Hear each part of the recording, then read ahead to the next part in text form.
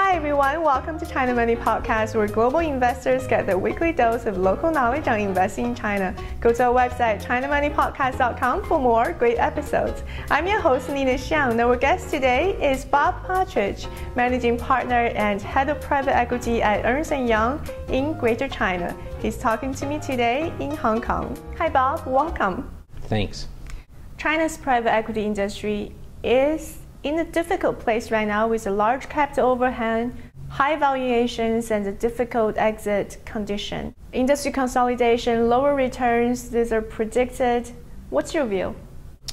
Well, I think I might have some mixed views in terms of what you just said. I think it's a challenging time. I wouldn't describe it as difficult. Anytime there's market disruption and capital sources in the public markets slow down, it creates better valuation opportunities. So I think we're seeing a mixture of lower valuations, expectations of lower valuations, but the old problem that we always have in this market, that sellers tend to want to hold out as long as they can before recognizing changes in value. So I could tell you, as the leading indicator that we are, because we see things before they become public, the pipeline's very strong. The private equity firms, global, regional, and local, are right now very active.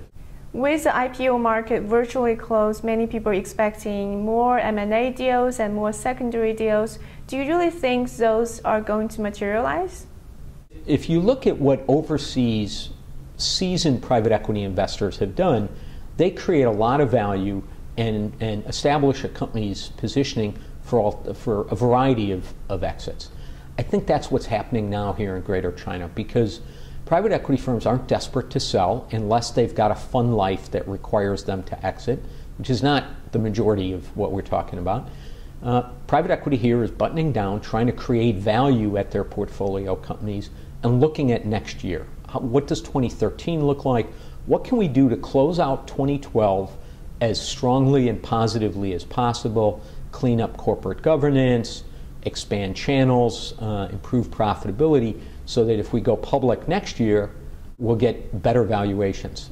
Likewise, that's positioning the company for trade sales. There's a lot of corporates that, as they've spent more time in China, are looking for more transformational deals. If we look at M&A, because of the macroeconomic uncertainty, a lot of companies are very cautious nowadays. Well, the question is, how much does Chinese companies do at home in terms of M&A? And I think that's where the uncertainty really is going to affect the local M&A market. Probably soft compared to last year, as companies are staying a little more prudent. You've got some mixed economic signals, but there's still so much lack of confidence about what's going on outside China. So overall, domestic M&A probably will be soft. But, we'll be back on track by the end of this year. Another important aspect for Chinese private equity, of course, is local currency RMB funds. They enjoy advantages in speed, in currency, in deal flow, but how much will it hurt US dollar funds returns?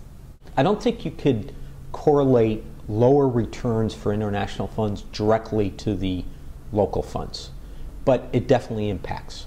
What you have is the competitive landscape has changed. A lot of times these local funds are the favored bidder, not because they're a local fund, but they're the highest bidder. And that means they're willing to go in at lower returns, lower projected returns than an international fund. I'll give you a great comparison.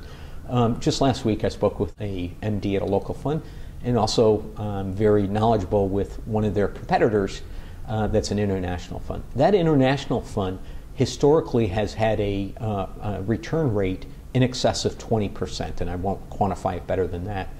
This local fund managing director told me they're looking at, as long as they could achieve a 15 to 17% IRR, internal rate of return, they're happy.